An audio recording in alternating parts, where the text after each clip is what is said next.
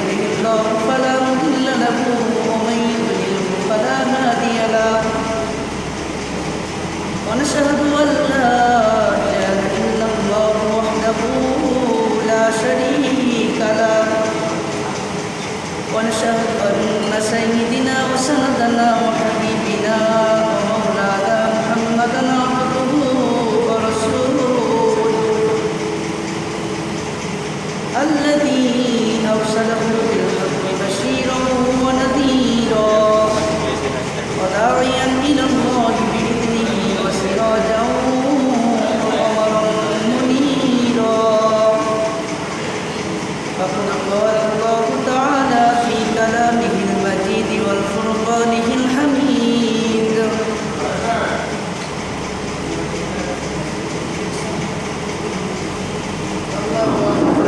بالله من الشيطان الرجيم بسم الله الرحمن الرحيم قال الله تبارك وتعالى ولئن سألتهم من خلقهم ليقولن الله وقال الله تبارك وتعالى ولئن سألتهم من نزل من السماء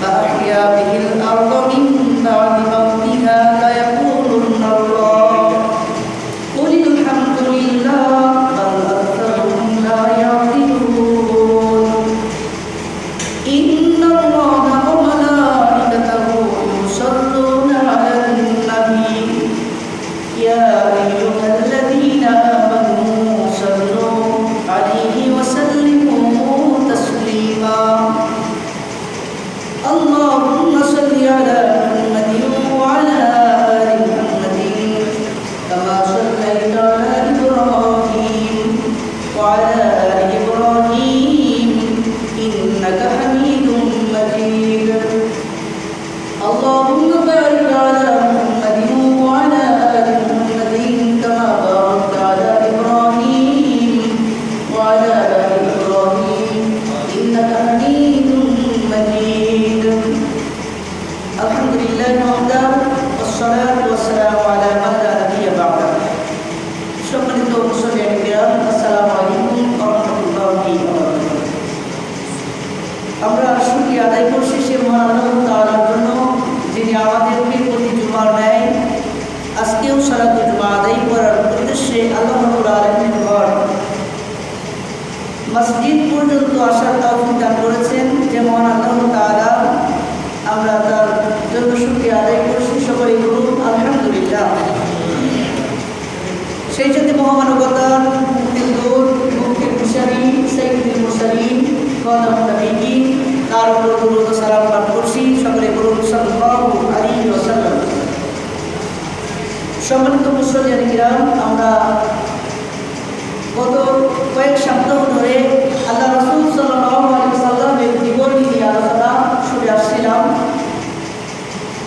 আমরা রাসূল সাল্লাল্লাহু আলাইহি ওয়াসাল্লামের জন্ম থেকে শুরু করে গত সপ্তাহে আল্লাহ রাসূল সাল্লাল্লাহু আলাইহি ওয়াসাল্লামের নবুয়তপ্রাপ্ত জীবন পর্যন্ত আলোচনা হয়েছিল সম্মানিত উপস্থিতি আল্লাহ রাসূল সাল্লাল্লাহু আলাইহি ওয়াসাল্লাম যে মুহূর্তে তিনি নবুয়ত লাভ করলেন এবং আল্লাহ তাআলার পক্ষ থেকে তার তাওহীদের আল্লাহ তাআলার একত্ববাদের দাওয়াতের হুকুম আল্লাহ তাআলার পক্ষ থেকে যে সময় রাসূল সাল্লাল্লাহু আলাইহি ওয়াসাল্লামের উপরে এসেছিল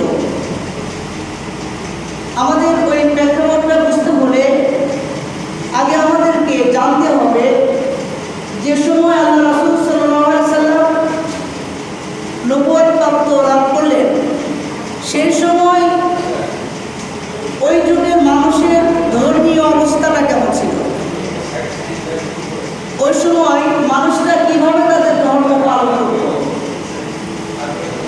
তাহলে সেই সময় এবং এখন আমরা যে অবস্থাতে আছি ওদের মধ্যে আর আমাদের মধ্যে পার্থক্যটা কি এবং কোন পার্থক্যের কারণে আমরা যারা তাওহীদে বিশ্বাসী আল্লাহ তাআলার একত্ববাদী মুসলিম এবং যারা শিরকি আকীদা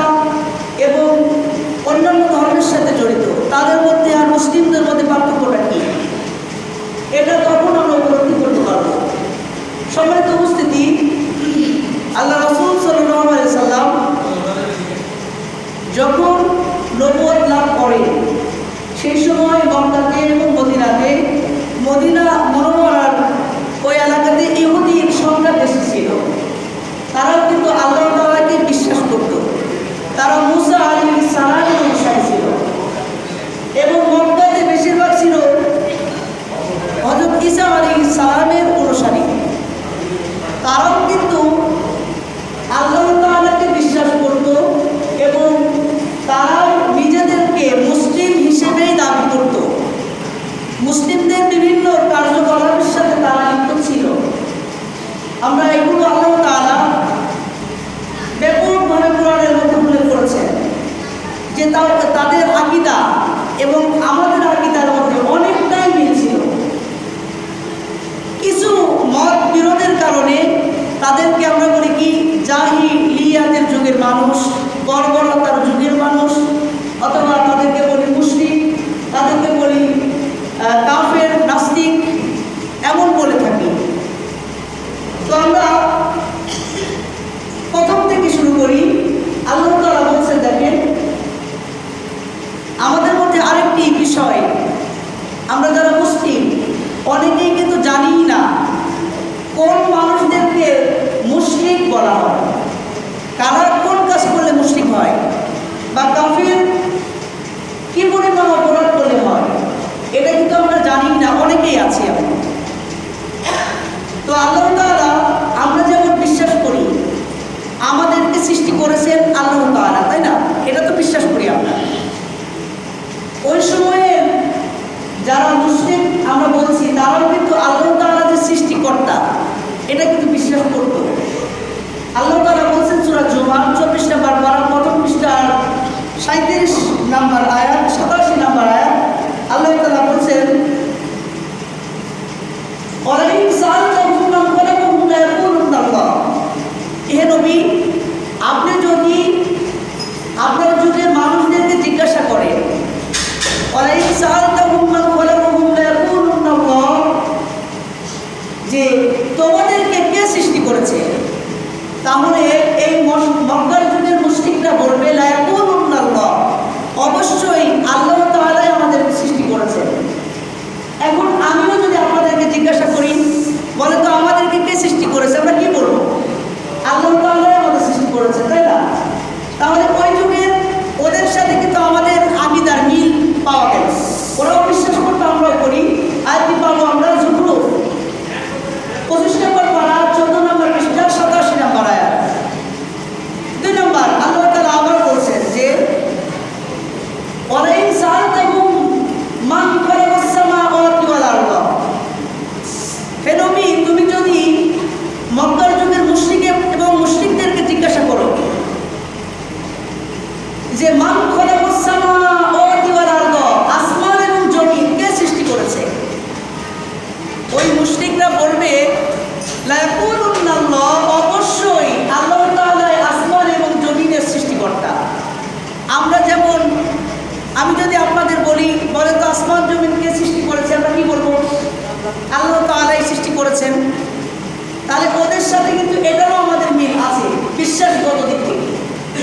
তৃতীয় নাম্বার সূরা আনকাবুতের 61 নম্বর আয়াত, 21 নম্বর পারা 2 নম্বর পৃষ্ঠার আয়াত। এটা আল্লাহ তাআলা বলছেন, ওয়ালাইন সাআলতাহুম মান খালাকাস সামাওয়াতি ওয়াল আরদ ওয়া সাখখারাশ শামসা ওয়াল কমারা। যদি ওই মুশরিকদেরকে তুমি জিজ্ঞাসা করো যে ওয়া সাখখারাশ শামসা ওয়াল কমারা, আকাশে যে চন্দ্র, সূর্য, গ্রহ, নক্ষত্রগুলো দেখা যায়, এইগুলোর নিয়ন্ত্রণকর্তা, সৃষ্টিকর্তা কে? তারা বলবে লা ইয়াকুলুনা আল্লাহ, অবশ্যই এটাও আল্লাহ তাআলা করেন। আমরা কিন্তু এটাই বিশ্বাস করি, তাই না? যে চন্দ্র, সূর্য, গ্রহ, নক্ষত্র সবগুলোই আল্লাহ তাআলাই নিয়ন্ত্রণ করে। ওদের বিশ্বাসের সাথে এটাও আমাদের মিলে গেল। 4 নম্বর সূরা আনকাবুতের 63 নম্বর আয়াত, 21 নম্বর পারা 2 নম্বর পৃষ্ঠা। আল্লাহ তাআলা বলছেন, ওয়ালাইন সাআলতাহুম মান নাযালা মিনাস সামাই মাআন ফাহিয়া বিহিল আরদ মিন বাদি মাউতিহা। হে নবী, তুমি যদি মক্কার যুগের ওই জাহিলিয়াতের যুগের মুশরিকদেরকে জিজ্ঞাসা করো, মান নাযালা মিনাস সামাই মা,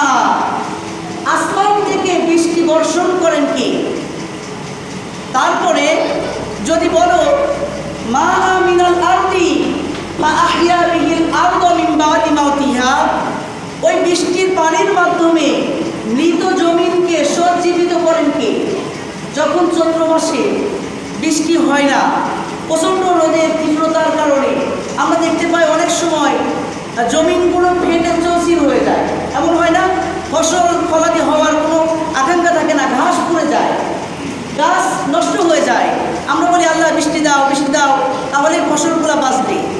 তো আল্লাহ বলছেন, তুমি যদি ওদেরকে জিজ্ঞাসা করো, এই মুশরিকদেরকে, আসমান থেকে বৃষ্টি বর্ষণ করেন কে, এবং এই বৃষ্টির মাধ্যমে মৃত জমিনকে সজ্জীবিত করেন কে, তারা বলবে অবশ্যই আল্লাহ তাআলাই এই কাজটি করেন। কুলিল হামদুলিল্লাহ, সকল প্রশংসা আল্লাহ তাআলার জন্যই। এটাও কিন্তু মিলে গেল। আমরাও বিশ্বাস করি আসমান থেকে বৃষ্টি বর্ষণ এবং এর মাধ্যমে ফসল ফলাদি সব কিছু কিন্তু আল্লাহ তাআলাই এইগুলো ঘটান।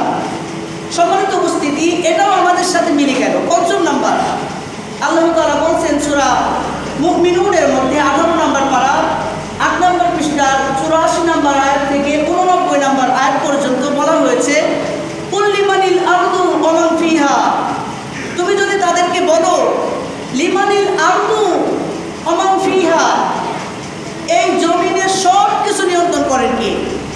গাছ গাছালি, নদী নালা, পাহাড় পর্বত, প্রত্যেকটা বিষয় কে নিয়ন্ত্রণ করেন, পরিচালনা করেন কে? তারা বলবে সায়াকুলুনা লিল্লাহ, অবশ্যই আল্লাহ তাআলাই করেন। আমরা তো এটাই বিশ্বাস করি, তাই না, যে এই গাছগাছালি, নদী নালা, এগুলো সব কিছু আল্লাহ তাআলারই। তাহলে এটার সাথেও কিন্তু আমাদেরটা মিলে যাচ্ছে বিশ্বাসগত দিক থেকে।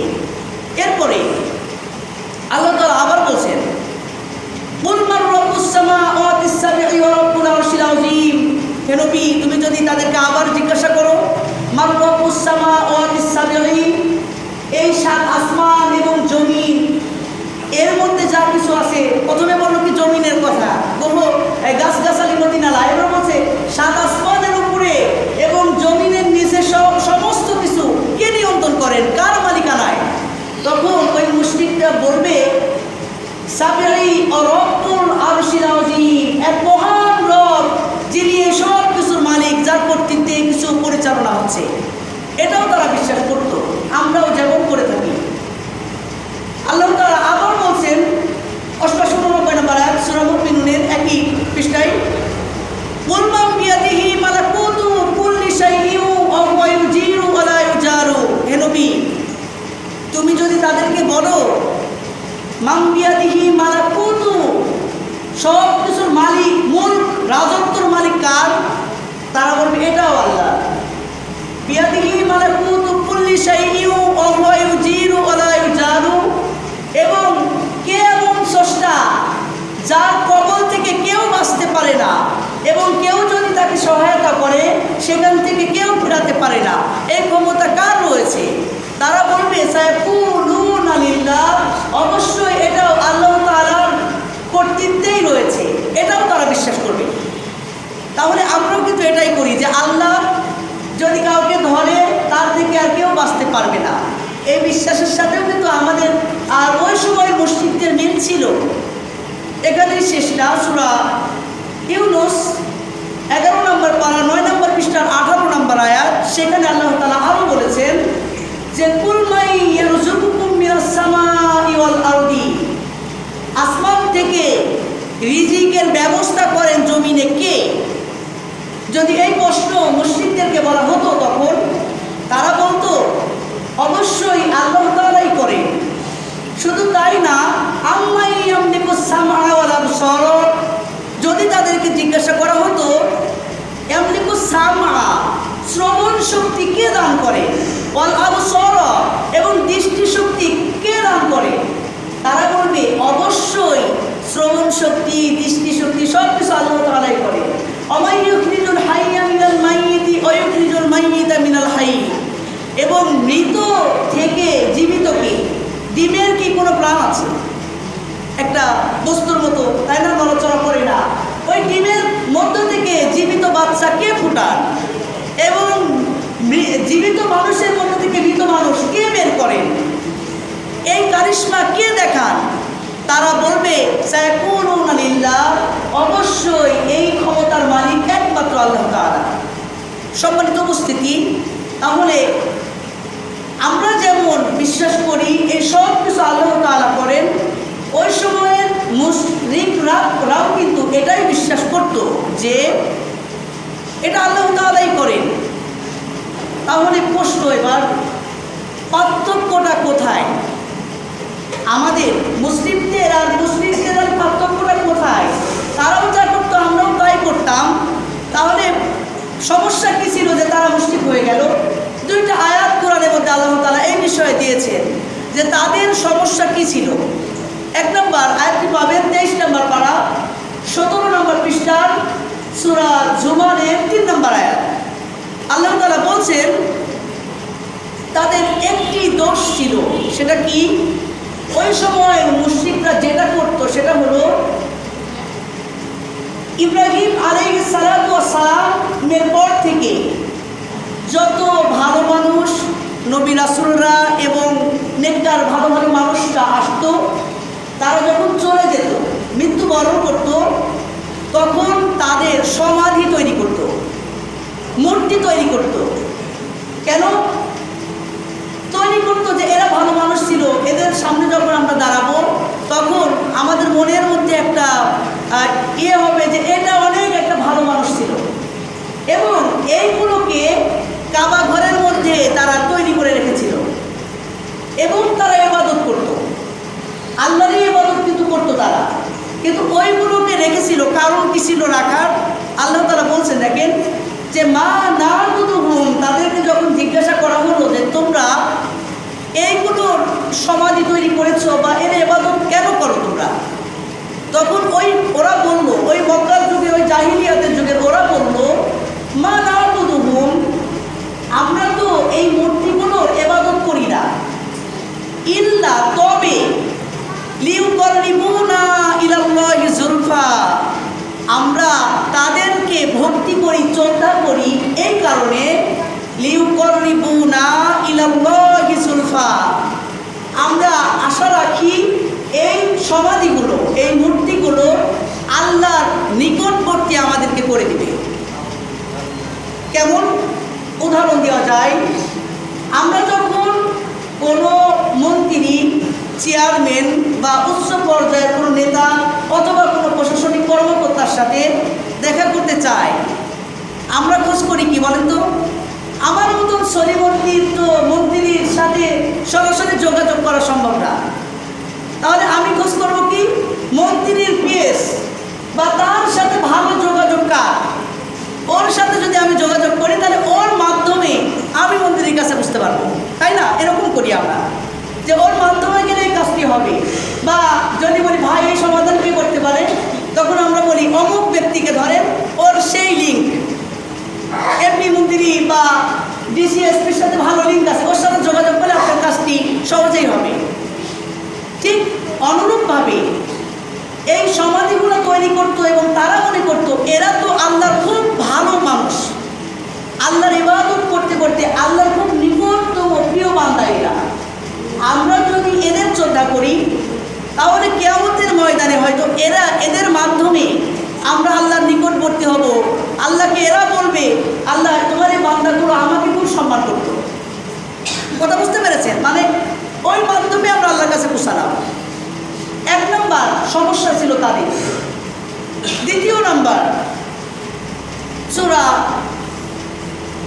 ইউনূসের আরেকটি ছিল সূরা ইউনূসের 31 নম্বর আয়াত, আর এটা হলো 18, যে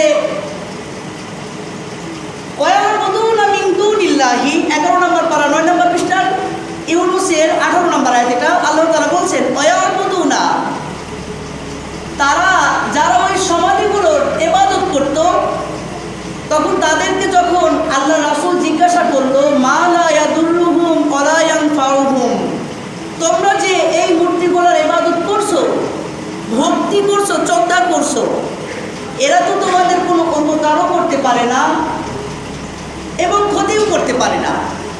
যখন এই কথাটি বলা হলো তখন তারা বলল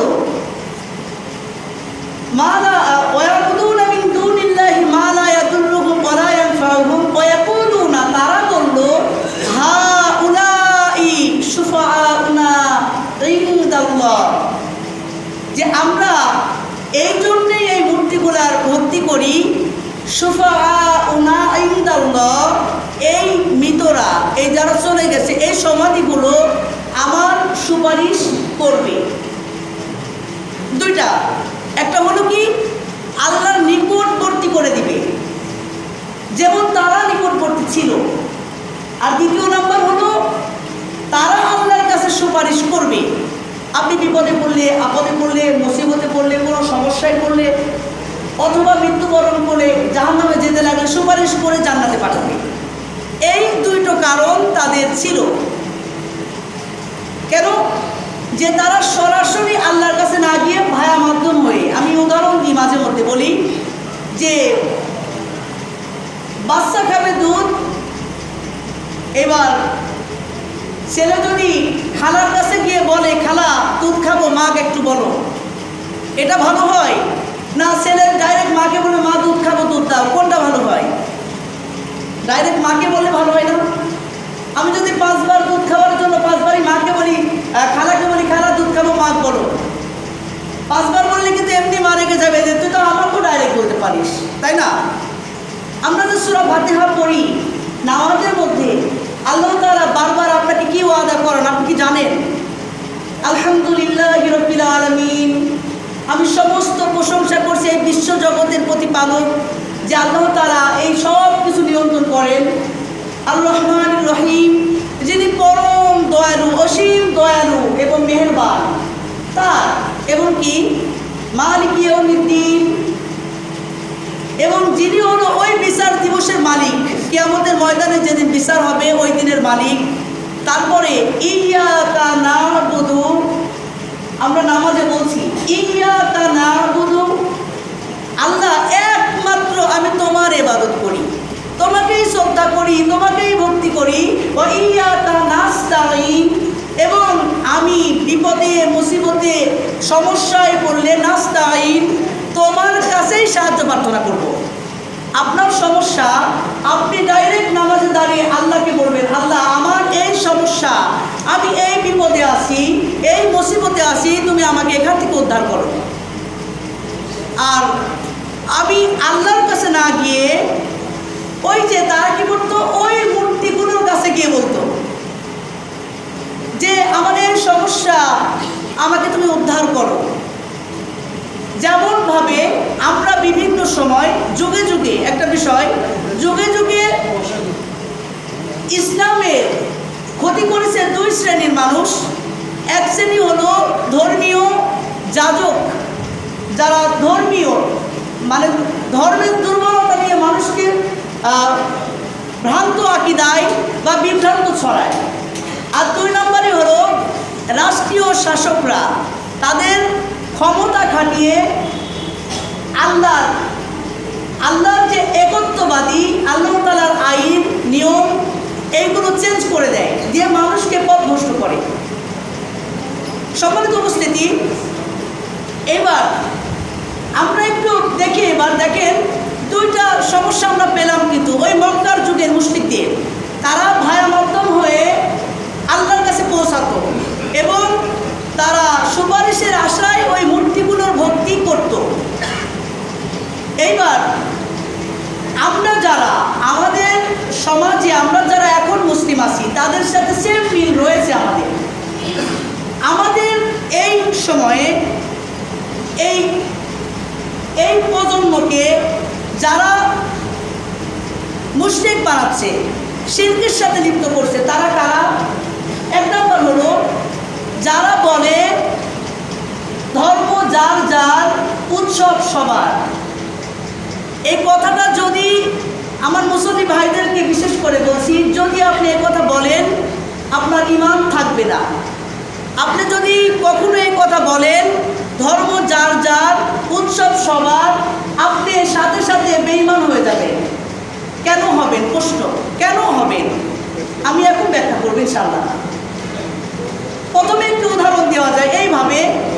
এখানে ধরেন যারা আমরা মুসল্লিরা আছি, এখানে আওয়ামী লীগ, বিএনপি, জামাত, তাবলিগ সবাই আছি, তাই না?